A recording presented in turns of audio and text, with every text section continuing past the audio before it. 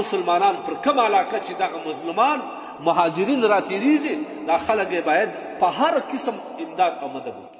دغه د چمن او سپین بولدک مخلصین غیرتمند تجاران ته دې الله بېشماره جزا خیر ورکړي. ډوډۍ هم ورته راوړي، خوراکي مواد هم ورته راوړي، باوجود چې دوی پخپله په دومره سختۍ کې دي.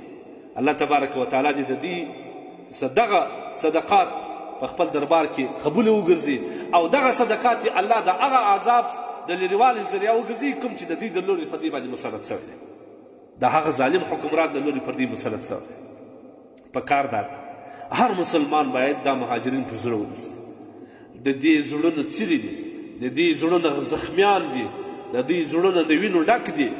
دا چې ما زه ورته وګورې د سترګو یې اوښکې بهیږي. ډېر زور غواړي ته پر خپل ځان باندې کړه. ستا بچی، ستا مور، ستا ورېنداره، زما ورېنداره، زما بچی، زما لور، دا چې په دا یخ کې دا توره شپه ته پراته او خوراک او څښاک نه وي، زما او ستا به څه حال دی؟ هر مسلمان باید پر ځان باندې وکړي.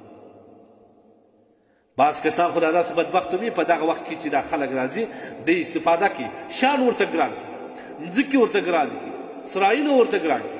زما خو دا مسلمانانو ته یو هیله کوم که غواړئ چې آخرت پیدا کړي د دې کسانو سره رحم وکړي، شفقت معامله وکړي، د دوی سره د شفقت معامله وکړي، سرایونه ورته ارزانه کړي، مځکې ورته وقف کړي تر هغه ساعته چې دوی پر پښو درېږي، خیمې ورته ولګوي، که زیات خونه لرئ خونه ورته وقف کړه، پیسې ورکړه، ډوډۍ ورکړه، ماړه یې کړه. که سم دې مې په خدای در دې افضل صدقه نشته. نبي علیه السلام وایي افضل صدقه ان تشبع کبدا جائعا، در ټولو افضل صدقه دا ده چې ته وږی نس موړ کړې. ورسره د خپل وس مطابق لس ډوډۍ خو به رانیولی سې ورکړې دې ته، یو بوتل اوبه خو به رانیولی سې ورکړې دې ته. نن باید دا خلک ظلم ته ملا ونه تړي چې کورونه ګران کړي، شان ورباندې ګران کړي او مځکې ورباندې ګران کړي. دا رقم نه، بلکې دوی ته غېږه ورکړي، دوی پر زړه باندې ونیسي، پر سینه باندې ونیسي، دوی ته خپل مکمل د توان مطابق د هغوی سرښېګڼه وکړي.